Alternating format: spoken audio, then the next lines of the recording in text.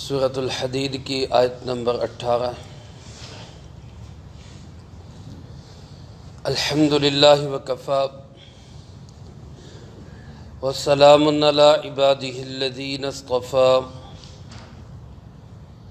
خصوصاً علی سید الرسل وخاتم الانبیاء وعلی آلہ واصحابہ الاتقیاء۔ اما بعد فاعوذ باللہ من الشیطان الرجیم، بسم اللہ الرحمن الرحیم۔ ان المصدقین والمصدقات واقرضوا اللہ قرضا حسنا یضاعف لهم ولهم اجر کریم۔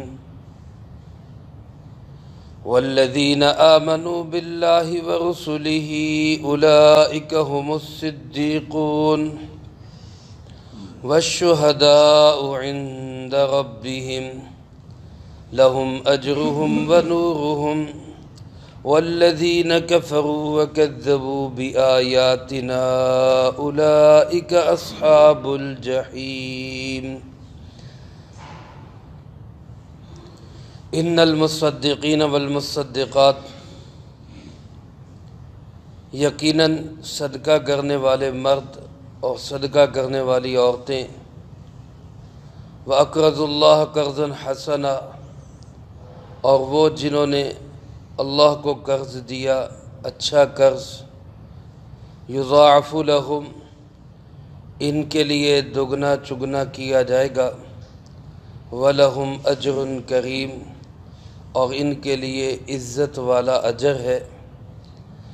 والذین آمنوا باللہ ورسلہ، اور وہ لوگ جو ایمان لائے اللہ پر اور اللہ کے رسولوں پر علیہم الصلاۃ والسلام، اولئک هم الصدیقون والشہداء عند ربہم، یہی وہ لوگ ہیں جو صدیق ہیں اور شہداء ہیں اپنے رب کے پاس۔ لہم اجرہم ونورہم، ان کے لیے ان کے اعمال کا اجر ہوگا اور ان کے لیے روشنی ہوگی۔ والذین کفروا وکذبوا بآیاتنا، اور وہ لوگ جنہوں نے کفر کیا اور ہماری آیتوں کو جھٹلایا، اولئک اصحاب الجحیم، یہی لوگ ہیں جہنم والے۔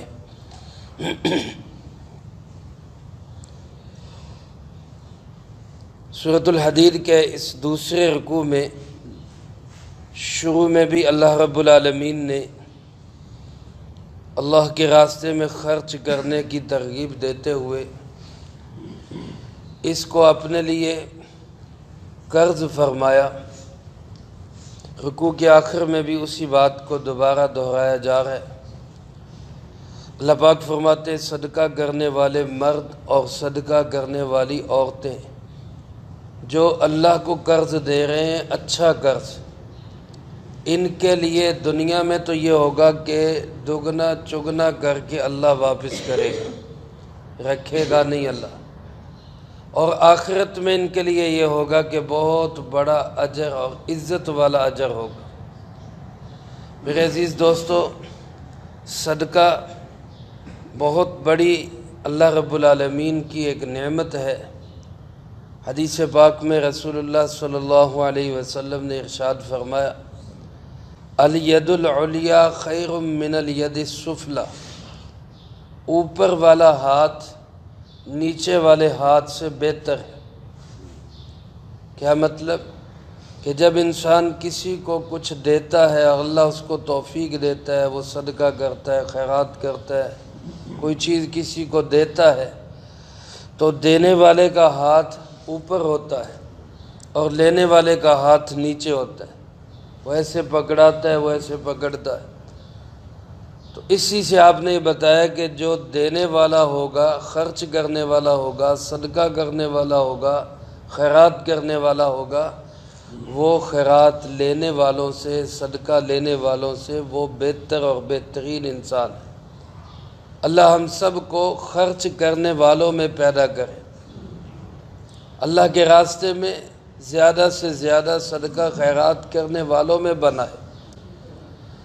اور حدیث پاک میں آپ صلی اللہ علیہ وسلم نے ارشاد فرمایا الصدقۃ تطفئ غضب الرب، یہ جو صدقہ ہوتا ہے یہ اللہ کی ناراضگی کو دور کر دیتا ہے۔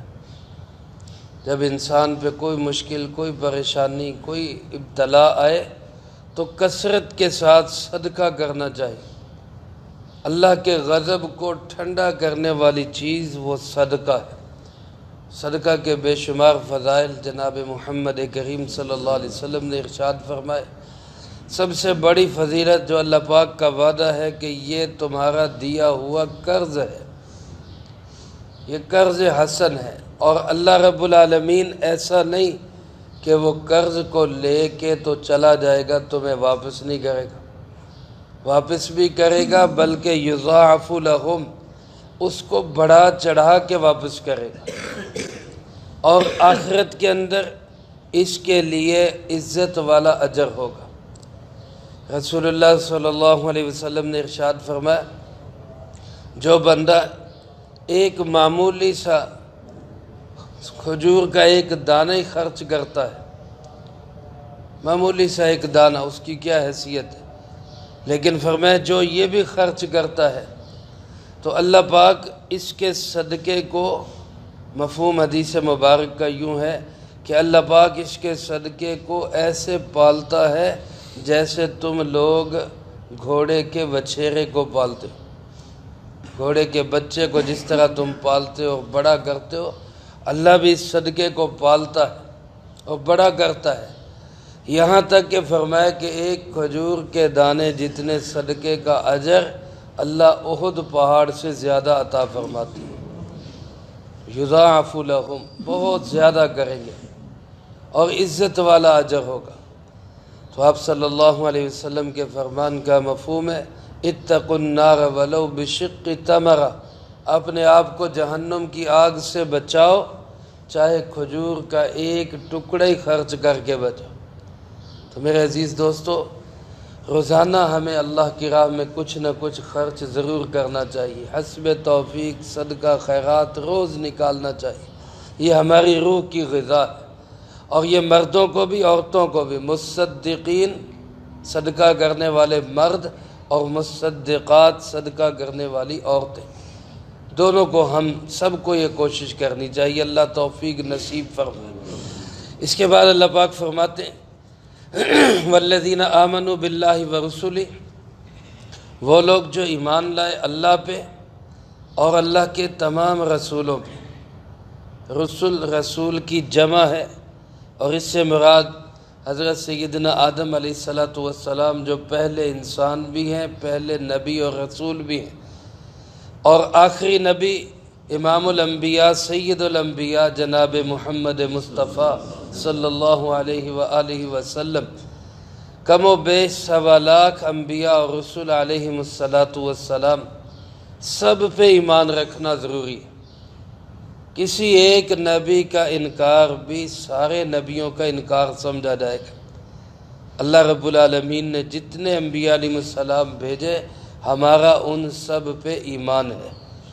فرمایا جو اللہ پہ اور تمام رسولوں پہ ایمان رکھے گا، اولئک ہم الصدیقون، یہی لوگ صدیق ہے، والشہداء، اور یہی لوگ شہداء یعنی شہید ہیں، عند ربہم، اپنے رب کے ہاں۔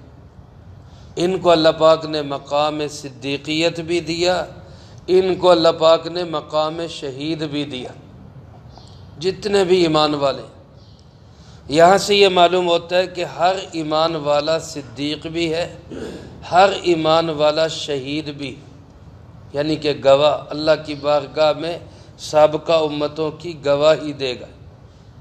ایک حدیث پاک میں اسی طرح فرمایا تم سب کے سب صدیق بھی ہو، تم سب کے سب شہید بھی ہو۔ لیکن قرآن کریم کی ایک دوسری آیت جو سورۃ نساء میں ہے، اس میں اللہ پاک نے 4 درجے بیان کیے انسانوں کے۔ فرمایا انعم اللہ علیہم من النبیین والصدیقین والشہداء والصالحین، پہلا درجہ نبیوں کا ہے، دوسرا درجہ صدیق کا ہے، تیسرا درجہ شہداء کا ہے، چوتھا درجہ صالحین کا، یہ وہ لوگ ہیں جن پہ اللہ پاک نے انعام کیا۔ تو اس سے معلوم ہوتا ہے کہ صدیق اور ہے، شہید اور ہے، صالح اور ہے، اور نبی اور ہے۔ نبی کا مقام تو سب سے زیادہ، اس سے کم صدیق کا مقام، اس سے کم شہید کا مقام، اور اس سے کم عام صالح نیک آدمی کا مقام۔ اس لیے ایک جگہ پہ فرمایا کہ جو لوگ لعنت کرنے والے ہوتے ہیں، اللعانون لیسوا بشہداء، جو ایک دوسرے پہ لعنتیں بھیجتے ہیں وہ شہداء نہیں، وہ قیامت کے دن ان لوگوں میں شامل نہیں ہوں گے جو دوسری امتوں کی گواہی دیں۔ معلوم ہوا کہ ہر ایمان والا وہ صدیق اور شہید نہیں۔ اسی طرح حضرت عمر رضی اللہ تعالیٰ عنہ نے ایک دفعہ لوگوں سے کہا، ہمیں تمہارے سامنے کوئی بندہ کسی کی بے عزتی کر رہا ہوتا ہے، کسی کے بارے میں بڑی سخت جملے کہہ رہا ہوتا ہے، اور تم اس کو روکتے نہیں ہو۔ تو وہ لوگ کہنے لگے جی ہمیں ڈر لگتا ہے کہ وہ کہیں ہمیں ہی نہ سنانی شروع کر دے۔ بعض بندے ایسے ہوتے ہیں نا جو بڑے بدتمیز قسم کے ہوتے ہیں، کوئی ان کو روکتا ہے تو الٹا انہی کو سنانے لگ جاتا۔ اب وہ کسی کی بے عزتی کر رہے ہیں، حضرت عمر نے لوگوں سے کہا کہ تم اس کو روکتے نہیں۔ انہوں نے کہا جی ہمیں ڈر لگتا ہے وہ ہمیں نہ سنانے لگ جائے۔ تو حضرت عمر نے فرمایا کہ اگر تم اسی کنڈیشن میں رہو گے، اسی حالت میں رہو گے، تو تم قیامت کے دن شہداء نہیں ہو سکتے، تمہارا مقام شہداء والا مقام نہیں ہوگا۔ کہ ایک مسلمان کی بے عزتی ہو رہی ہے تو وہاں اپنی عزت کے لیے چپ کر جانا، اس کی بجائے اس کی عزت کو بچانا چاہیے۔ تو پھر اس آیت میں جو فرمایا، اس کے متعلق علماء فرماتے ہیں یا تو اس سے مراد حضور نبی کریم صلی اللہ علیہ وسلم کے زمانے کے ایمان والے صحابہ اکرام رضی اللہ تعالی مجمعین، وہ سارے صحابہ وہ صدیق بھی ہیں اور سارے صحابہ شہداء بھی ہیں، کیونکہ صحابہ کے اندر وہ صفات ہیں جو عام لوگوں کے اندر صفات نہیں ہیں۔ یا بعض حضرات نے فرمایا کہ اس سے مراد وہ لوگ ہیں کہ جو شہوانی جذبات اور ہوس پرستی اور اپنی من چاہی زندگی سے بچنے والے ہیں۔ آج بھی اگر کوئی مسلمان، کوئی ایمان والا اللہ کی چاہتوں کو سامنے رکھ کے زندگی گزارتا ہے تو وہ آج بھی صدیق اور شہید کے مقام کو پائے گا، لیکن شرط یہ ہے کہ وہ اپنی مرضی کی زندگی نہ گزارے، بلکہ وہ کس کی مرضی کی زندگی گزارے؟ اللہ کی مرضی۔ تو فرمایا جو لوگ ایسے ہوں گے وہ صدیق بھی ہوں گے، وہ شہید بھی ہوں گے، اور لہم اجرہم و نورہم، ان کے لیے اللہ کے ہاں اجر بھی ہوگا اور ان کے لیے اللہ کے ہاں سے نور بھی ہوگا، جس نور کا تذکرہ گزشتہ آیات میں ہوا کہ ایمان والوں کو نور ملے گا اور منافقوں کا نور یا تو ملے گا ہی نہیں یا بجھا دیا جائے گا۔ لیکن جو یہ صدیق اور شہید لوگ ہوں گے ان کو اللہ کے ہاں سے روشنی ملے گی۔ اور اس کے مقابلے میں فرمایا والذین کفروا، وہ لوگ جنہوں نے کفر کیا، وکذبوا بآیاتنا، اور ہماری آیتوں کو جھٹلا دیا، تسلیم ہی نہیں کیا، انکار کر دیا، ٹھکرا دیا۔ اللہ پاک فرماتے ہیں اولئک اصحاب الجحیم، یہ وہ لوگ ہیں جو جہنم والے، یہ وہاں پہ جائیں گے۔ اللہ ہم سب کی اس سے حفاظت فرمائے۔ تو میرے عزیز دوستو، کفر سے اور آیات کی تکذیب سے یہ بہت ضروری ہے۔ بعض دفعہ ہمارے سامنے کوئی دین کی بات آتی ہے اور ہماری مرضی کے خلاف ہوتی ہے تو بڑے دھڑلے سے ہم کہتے ہیں یار میری سمجھ نہیں آتا، میں نہیں مانتا کہ یہ دین کا حکم۔ ایسی بات نہیں کرنی چاہیے۔ ہماری سمجھ میں آئے نہ آئے، جب بات اللہ اور اس کے محبوب صلی اللہ علیہ وسلم کی ہو تو ہمیں کم سے کم خاموشی اختیار کر لینی چاہیے، تسلیم کریں کہ ہاں بالکل میری کوتاہی ہے، اللہ اور اس کے رسول صلی اللہ علیہ وسلم نے جو فرمایا حق اور سچ ہے، میری کوتاہی ہے، میں عمل نہیں کر پا رہا۔ یا کم سے کم خاموشی اختیار کر لے، جھٹلائے نہیں، تکذیب نہ کریں، انکار نہ کریں۔ اگر خدا نخواستہ کوئی شخص کفر کرنے والا ہوگا، انکار کرنے والا ہوگا، تو اللہ فرماتے یہی جہنم کے مستحق ہے۔ اللہ پاک ہم سب کی اسی حالت سے حفاظت فرمائے، جو کہا سنا اس کو زندگی میں لا کے دوسروں تک پہنچانے کی توفیق عطا فرمائے۔ اللہم انت السلام و منک السلام، تبارک ربنا و تعالیت یا ذا الجلال والاکرام۔ اللہم اعنا علی ذکرک و شکرک و حسن عبادتک۔ اللہم احسن عاقبتنا فی الامور کلہا و اجرنا من خزی الدنیا و عذاب الآخرہ۔ اللہم واقیتا کواقیت الولید، اللہم استر عوراتنا و آمن روعاتنا۔ اللہم انا نجعلک فی نحورہم ونعوذ بک من شرورہم۔ اللہم اکفنا بحلالک عن حرامک واغننا بفضلک عمن سواک۔ اللہم اکفنا کل مہم من حیث شئت ومن این شئت۔ رب